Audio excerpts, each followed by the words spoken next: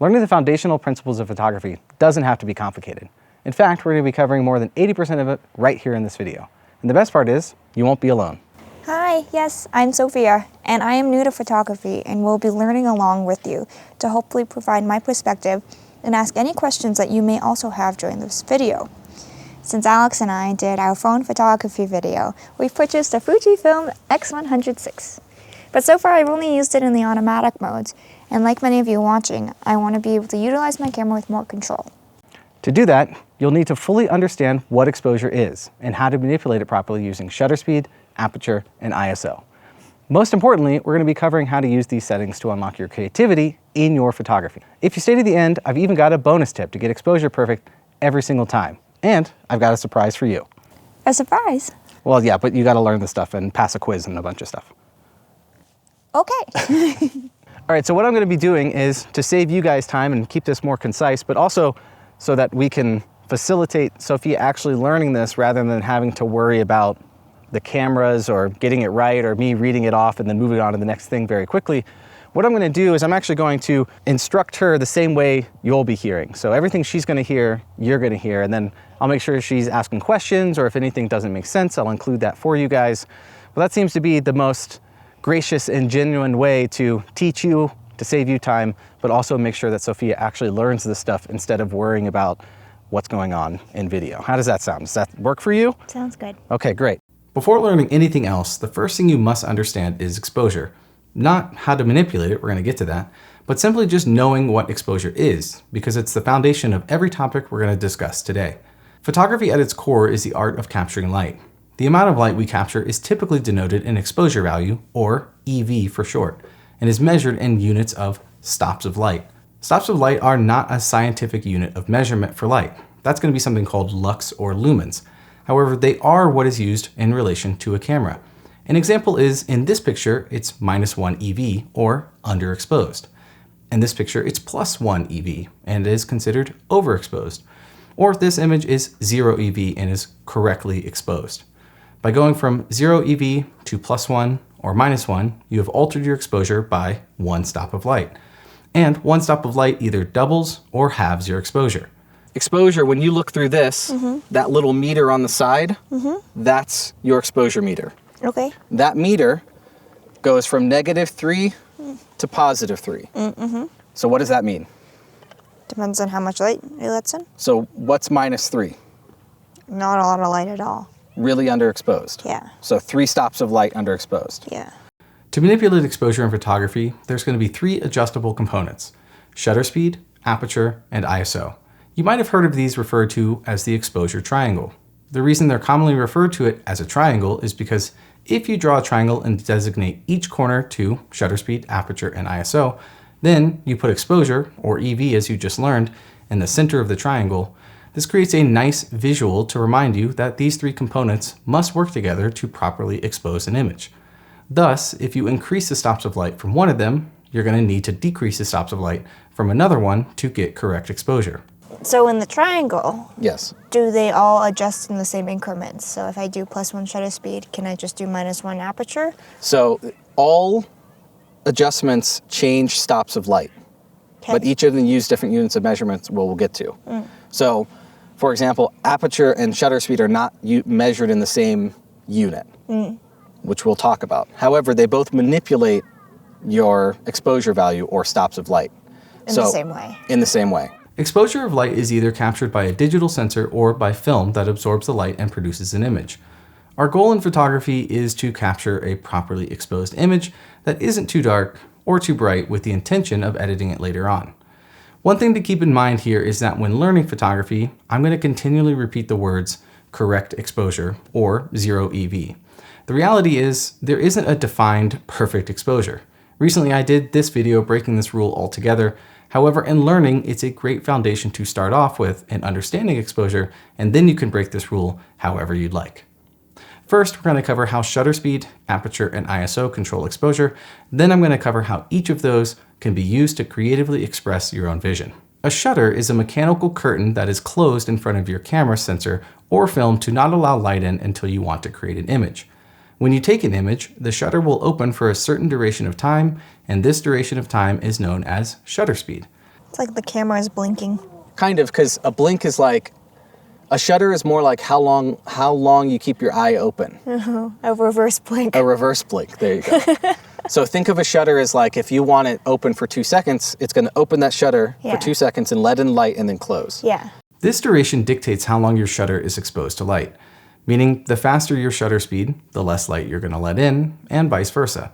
The longer your shutter speed, the more light you'll let in. Typically, shutter speed is denoted in fractions of seconds.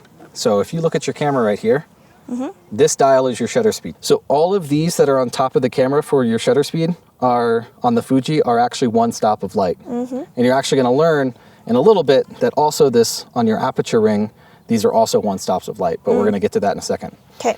But just know that there are shutter speeds in between these. Just like there are aperture clicks in between this. They're just not on this dial because they can't fit all of them. You have to change it on the back of your camera. Gotcha. For example, 1/200th would be a fast shutter speed. 1/2000th would be a really fast shutter speed. Or on the opposite end of the spectrum, 1/20th of a second would be a slow shutter speed, and 2 seconds would be a really slow shutter speed. Measuring stops of light with shutter speed is quite easy. Anytime you either cut your shutter speed time in half or you double it, you've effectively halved or doubled the amount of light you're going to capture, which is exactly 1 stop of light. So an example, if you take an image that is properly exposed at 0 EV with a shutter speed of 1 second, and I wanted to make it brighter, what would I do? If I wanted to double the exposure? To 2? There you go. So you change shutter speed to 2 seconds, you're doubling the amount of the time the shutter is open, which is effectively doubling the amount of light, which gains 1 stop of light. Giving us an overexposed image of +1 EV. It works the same way in reverse. If you take that 1 second exposure and you make it 0.5 seconds, we've essentially cut our light in half, resulting in an underexposed image with -1 EV. Now for aperture, it's going to be similar to shutter speed. There's a mechanical blade located within your lens that forms a ring that can open and close to create a larger and smaller hole. This hole is your aperture. The larger the hole, the more light your lens will pass through to the sensor or film in your camera. The smaller the hole, the less the light. You can actually see it happening on your camera. See that blade that's moving? Yeah.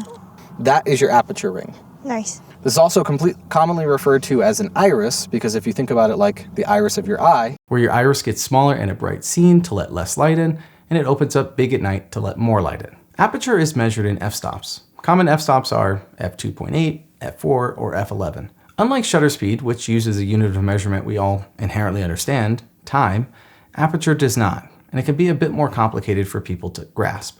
But there's a really easy trick to remember it. So think of the number 0. Okay.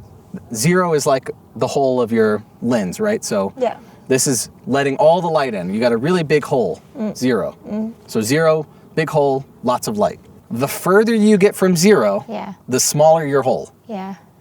So 20 would be? Very small. 1. Big. Great, that's it. That's everything. Measuring stops of light with aperture can be a bit tricky because it's on a logarithmic scale. I.e., if you go from f2 to f2.8, that's an entire stop of light. But going from f11 to f16 is also only 1 stop of light. This isn't something you need to remember or even calculate on the fly. Heck, I don't remember it most of the time. But I'm going to give you a cheat sheet in the description so you can remember it if you want to. So lastly, your camera actually have stops of light denoted on it. Yes. So f2, f2.8, 4, 5.6, 8, 11, and 16, those are 1 stop increments. And actually, when you feel a click, this click, that one, that one, and that one, that's a third of a stop. Typically, shutter speed and aperture and ISO all change your exposure in thirds of a stop. Okay. So the complicated part about aperture is when I say large aperture, I'm saying a number like 1.2. Whereas you think in your head, why isn't f11 a large you think aperture? a bigger number. Because when you refer to aperture, you're talking about how much light it's letting in, how large the circle is. Not the number. Not the number. And that's why it's important to remember that a large aperture is whatever's closest to 0. Got it? Got it. Okay, there's going to be a quiz. Okay, I'm just saying. Lastly, ISO, which is very simple. It's how sensitive your sensor or film is to light. ISO manipulates exposure slightly differently than aperture and shutter speed because it's not physically manipulating the light passing through your camera. It's only controlling the gain or sensitivity of your sensor or film. If you increase your ISO, it increases your exposure. If you decrease your ISO, it decreases your exposure. It's that simple. ISO is measured with a standardized number such as 100, 200, 400, 3200. There's quite a few of them. But it has the easiest measurement of stops of light. Every time you double or half your ISO value, you gain a stop of light, or lose it, respectively. For example, going from ISO 100 to 200, it's going to give you 1 stop of light, thus doubling your exposure. 200 to 400, 400 to 800, the same. And lastly, ISO is not an acronym. It's just a standard unit of measurement dictated by camera companies. All right, so pop quiz.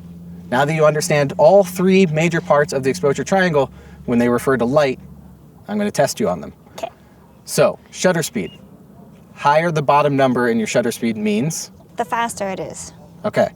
Which means more or less light? Less light. Okay. Smaller the bottom number? Slower it is. There you go. Which means? More light. Because? It's open for longer. There you go. Aperture. What's the trick? 0? Yep. Lot of light. Smaller, bigger number, smaller hole, less light. There you go. What's ISO? The sensitivity to light. Okay, and then how is it denoted in terms of stops or exposure? Every time you double, you change the stop of light. So you increase ISO to? So to increase the stops of light. And you decrease it to? Decrease the stops of light. So higher is brighter? Higher is brighter. Lower is darker? Yes. That's it. That's how you manipulate the exposure triangle to do exposure. You learned it. Wow, so simple. Okay, you ready to try it? Yeah, let's try it. Okay. I'll remind you guys that there will be a cheat sheet down below that's going to explain all of this stuff, hopefully in a single-page document for things like what shutter speeds you're going to want to use if you're hand-holding, what apertures you're going to want to use if you want things in focus or out of focus, or just reminding you of a lot of what this information is, and you can bring that around with you. I'll have that link down below. Sorry, I don't have it yet for you. That's okay. You're my personal guide. Okay, I'm your cheat sheet. Yes, Yeah, exactly. Okay. All right, you ready to go try out just exposure, and then we'll talk about how you can creatively use it. Yeah, that sounds good. Great. Hey, Sophia. Oh, not to interrupt you practicing your photography, but weren't you telling me that you were, like, out of space on your phone? Yeah, Why is that happening? I have too many photos. Are they, like, duplicates that you never go back through to call through? Yes, how did you know? Well, I want to show you this app because it's called Swipe, and they kindly sponsored this video, and I think it could be really helpful for someone like you. Okay. And me. All right, so if you're like me and you have like over 10,000 images on here, this is going to make it way easier to go through your photos and call through all of those duplicates. Like, for example, here's us at the Giant Pistachio. I mean, who doesn't have a bunch of photos at the Giant Pistachio? And what's nice is it's already selected which one it thinks is best, but you can go through all of them, and all you have to do is select the image, and it'll either change it to delete or heart. And you can actually go through this way and see them full screen, and then mark them heart or delete. And what will happen is that it doesn't actually delete them. You would have to hit delete 6 right here, and then it will go to your trash. So if I hit delete 6, they're still not actually deleted, and you can come back and recover them. Another cool thing is you can use their swipe feature, which means you can go to old memories and go back through your photos and like or dislike them very quickly rather than having to like open each photo and hit delete. So like, for example, this gallery, I don't know what's going on here. I think you're brushing your teeth, definitely keeping that one. This image, not so great. Let's get rid of that one. That's a duplicate. Let's get rid of that one. Let's get rid of that one. That one's super cute. I'll keep that one. What about, oh, that one's super cute. I'm going to keep that one. Oh my gosh, it just keeps getting cuter. But it's super easy to go through these photos and like and dislike them. You can even do this on videos as well, and it will detect like similar videos and let you go through and cull those. All right, so are you ready to stop paying money on cloud storage and stuff and be able to actually take photos on your phone? Yeah. Okay, great. Well, you can do that with the link in the description. It's called Swipe. And, you know, you can go back through and start deleting all those photos from that birthday party 8 years ago that you've never gone back through and looked at. My favorite birthday? Is that your favorite birthday? I already deleted all those. Oh. Go to the trash! Ah! Thanks again for sponsoring this video. Let's get back to you learning photography. You're in manual mode, you're changing things around, but the thing is you don't know what you're actually, like why you're changing your aperture or why you're changing your ISO or why you're changing your shutter speed. How do you know which one to change? That's what we're about to talk about. Okay. So right now you just learned how to change them to change your exposure, but now you need to understand why you would change them for creativity, for expressing your creative vision. That's what we're going to talk about next. You ready? Sounds good. Okay.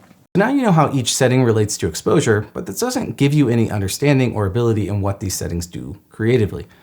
Thus, once you understand exposure and you feel comfortable, we can dive into understanding what each of these settings does creatively. First, we're going to start with the easiest one, ISO. By increasing your ISO, you will increase the noise in your image.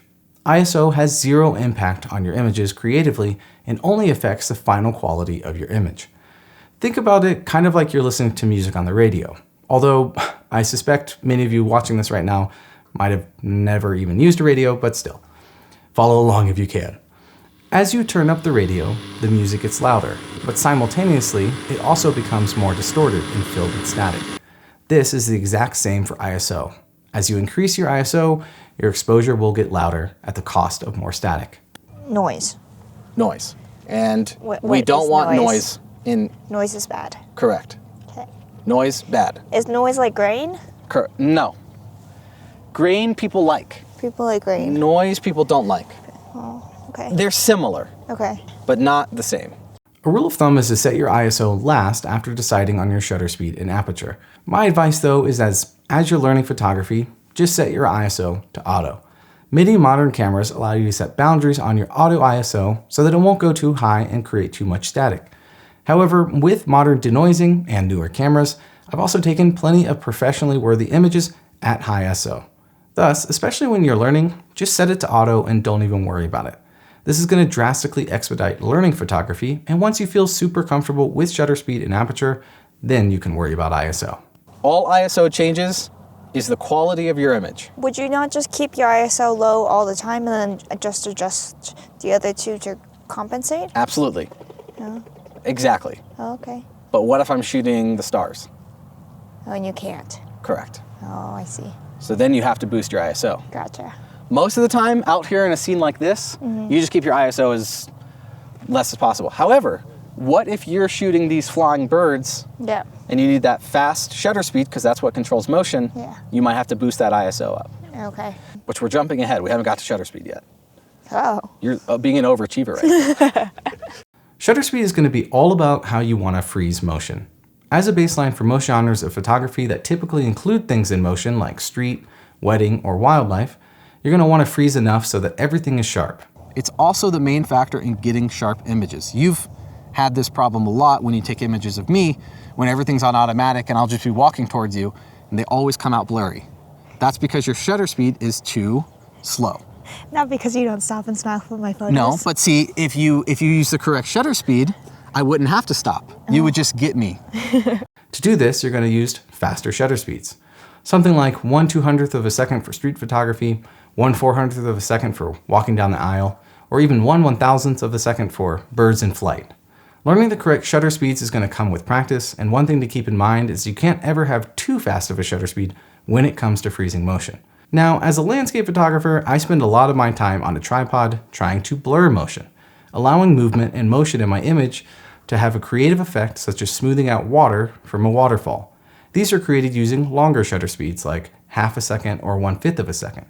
While shutter speed's main creative control is motion blur, it's also going to be a main factor in getting sharp images. If you're hand holding your camera, there's a threshold or a minimum shutter speed that you'll need so that your images don't come out blurry from camera shake. This minimum has a lot of factors like how long the focal length is that you're shooting at, how stable you're standing. So for example, if you're shooting like this versus if you have this up to your eye, this is going to help you take images sharper because you've got more points of contact, right? Yeah. But if you're out here like this, Yeah. this is going to be you're going to need a faster shutter speed because this is a more stable stance Right. than Less this. shaky. Right, exactly. A quick standard rule of thumb when using a modern camera is to make sure that your shutter speed is at least your focal length, i.e. if you're shooting at 50 millimeters, then you're going to want to shoot at least 50th of a second shutter speed. If you're shooting at 100 millimeters, shoot at 1/100th of a second. And you can double these numbers if you're still getting camera shake when hand holding. If you're unsure, just check a few of the images by zooming in on them and seeing how sharp they are after you take them. Okay, so to show you shutter speed, just as a quick example, I've already set your aperture to automatic and your ISO to automatic, and we're going to show you capturing motion. Okay. Okay? So take my picture. Okay, and review it. Very blurry. Okay. Now let's increase your shutter speed by 1 stop every time. Okay, still blurry? Better. Okay, keep going. Keep going until it's sharp. There, we got a smile. Okay, it's a bit better. Okay, if it's not sharp, keep going. Okay. I think that's sharp. So that is how you change your shutter speed when something is in motion. And you can tell my arm's not going that fast. Yeah. So that's why you need a pretty fast shutter speed to shoot birds or things moving. Mm-hmm. Aperture controls how much of your image is in focus or blurry. And this is typically referred to as depth of field in photography. For simplicity's sake, you can think of a scale of how blurry you want parts of your images to be. Large apertures such as f1.8 or f2.8, remember, those are closer to 0 so they let more light in, are going to create images with shallow depth of field, meaning the image's plane of focus is very thin. When I say plane of focus, I mean from here to here would be a plane of focus. Okay. How much depth there is. Yeah. Okay, so depth of field is, if I want to capture from your lips to the back of your head, that's a certain range of depth of field. If I want to capture from you to this tree, that's a range of depth of field. Okay. This is creatively used to help single out a subject in your image and direct your attention to whatever it is you want your viewer to look at. If you've ever shot on portrait mode on your phone, this is an attempt to mimic a shallow depth of field. You might encounter people discussing a term called bokeh in regards to your shallow depth of field. This is the name given to the area that is out of focus and how well the lens you're using might render that area. Many photographers are very picky about what their bokeh looks like. Now, my expertise as a landscape photographer is going to be on the other end of the aperture spectrum, which is dealing with smaller apertures such as f8, f11, and f16. These smaller apertures create a deeper depth of field, thus hopefully not blurring any parts of my image so that it's all in focus and sharp. Depth of field and aperture are a bit more complicated than I've covered in this video, but this is enough to get you started. I'm going to give you an example to get your brain turning. Remember how I said typically that we use large apertures like f1.8 to blur out parts of an image, like the video you're watching right now is actually filmed at f1.8, so everything you see behind me should hopefully be nice and blurry. That doesn't mean that you can't use the same aperture and still get most things in focus. This is because the subject distance also matters. Your aperture is what? My aperture's at 2. Okay, so take the photo. Okay, now when you look at it, I should be in focus and everything else behind me should be somewhat blurry, right? Yeah. Okay, now take the same exact photo without me in it. So now everything's in focus in that, right? Yeah. So it's a bit more complicated than in this video, but it's something you have to keep in mind is that subject distance when it comes to aperture, blurriness, depth of field, and all that matters. Not something you need to worry about for now, but as you keep shooting, it's going to be something that you learn. Now, to put it all together for you to go out and learn, I highly recommend not immediately jumping into manual mode on your camera until you feel comfortable. Instead, try learning one thing at a time using either aperture priority or shutter priority on your camera. These modes combined with my advice earlier to set your ISO to auto means you can focus on one thing. By setting your camera to aperture priority, it lets your camera decide on shutter speed and ISO so that you can learn more about depth of field by changing your aperture. Exactly the same could be said for shutter priority, where your camera will automatically choose your aperture and ISO so you can focus on what shutter speed does. By doing it this way, you can learn one thing at a time without feeling overwhelmed. All right, so you basically just learned the foundation of shooting photography and how to manipulate it. But remember the little gift I have for you? If you can pass this quiz. Are you ready? Mm-hmm. Okay, so what is ISO in relation to light and what is ISO creativity-wise? ISO is the sensitivity of light, and it also does noise. What is shutter speed in terms of light and then in terms of creativity? Shutter speed is the time that light gets let into the camera, and it helps with motion. Perfect. What is aperture? Aperture. Take 3. Aperture is the amount of light let in by the hole, and it helps with blurriness. There you go. Not flawless, but probably good enough to get your surprise. You want to see it? Yeah. Okay. I've got it here in the trunk. Where did you put it in the trunk? Oh, it's blue, it's big. Oh, it's a backpack. Your oh own my gosh. camera bag. It's the same as yours. Yeah, but a little smaller, if you can't tell. Yeah, and thank goodness for that. Yeah. So Shimoda sent this over for us to Cute. use. Oh, I like the color. And it also, what's really cool is that one of the pockets you can open and quickly access your camera, Oh, which will nice. be great for your Fuji. Yes, thank goodness I have finally a carrying device for my camera. Yeah, you might need some more stuff, but I think the backpack's heavier than my camera. okay, well, there you go. Congrats. Thank you for your help. Thank you for being the help to all of these people. So if Sophia did a great job, make sure you let her know down in the comments below. And thank you, Shimoda, for sending this backpack. That was very kind of them. And this is where my bonus tip comes in to get exposure right every time in camera. You're going to notice on your camera that when you hold the shutter button down, it gives you a meter at the bottom or on the side, indicating your current exposure value, or EV, like we talked about before. Using this bar isn't always ideal though, and that's where using a histogram comes in. A histogram is essentially just a mathematical graph of exposure values in your image. Just like the exposure value bar, if your graph is too far to the left, it's underexposed, or if it's too far to the right, it's likely overexposed. Your goal is to get the graph somewhere in the middle without either side touching. When a bar is touching one of the sides, it means that you've got parts of the image that will have zero data in them, which is what we want to avoid. The reason this is important to use is that you can't always trust your eyes as they adjust to how bright or dark it is outside, but you can always rely on your histogram. If you find yourself taking an image and your EV bar says your exposure is correct, but your histogram has a large bar like this one on the side, you're going to need to decrease your exposure overall so you can do what we call protecting the highlights. Later on, when you sit down to edit, you can brighten the image back up, but our goal here is to walk away with an exposure that captures all of the details. All right, so that was my bonus tip on histograms, meaning you fully understand histograms now, right? No, we didn't talk about that one. Oh yeah, I kind of left you out of it. It's okay. I guess you'll just have to watch the video. I can watch the video. Anyways, it's been about a month and I wanted to reconnect with you.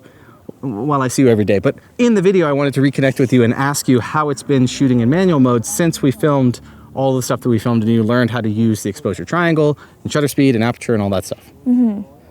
It's been okay. Oh, that's not a good sign. Well, the problem was it was only a couple weeks after we did the original shoot that I actually started shooting in manual mode.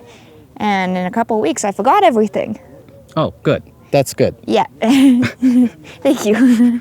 So when I found a shot that I liked and I went to go take the picture, it took me a second to remember all the settings. Remember, one of them is a 0, and then one of them is like a reverse blank, and all that kind of stuff. I don't think I taught you reverse blink. I remember that though. Okay, reverse blink. If you guys find that helpful, then, you know, reverse blink. It's a new technical term. Reverse blink. Shutter speed is reverse blinking. Yeah. Okay, got it. That's so, right. when you were going to take photos, you were trying to use manual mode, and sometimes you got caught up with the settings more than the actual photo. Yeah, I spent a lot of time on the technicalities of it.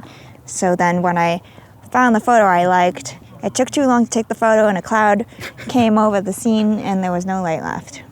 This is the real photography experience when you're getting set up or trying to figure things out and then it's gone. Yeah. Well, I guess it's a good reminder of, you know, making sure you spend hands-on time with the stuff that you learn, because otherwise you'll just forget it and then you have to keep reminding yourself. And it's really good to just go out in the field and keep repeating those paces, because then it becomes second nature. Like for me, I don't think about any of it. It doesn't even cross my mind. Beep, boop, boop, boop. Yeah, I'm a robot. I'm basically AI when it comes to a camera. Oh, wow. Beep, beep, boop, boop. Anyways, I just wanted to get that because I thought it would be important and someone might find it interesting to see what you thought after learning everything. That is going to wrap up this video. I hope you guys have enjoyed. If this is the kind of content you like, well, consider liking it. And if you really love what's going on here with this and the reverse blinking and Continue. you know, consider subscribing. Anyways, there's got to be a rainbow out there somewhere. Just gotta find it. Later. So an f-stop of 1.4 is pretty close to 0, right? Sorry to interrupt. That was very satisfying in sound. We should record that in like ASMR. Do you want to learn photography or you want to just watch the geese? I'm distracted.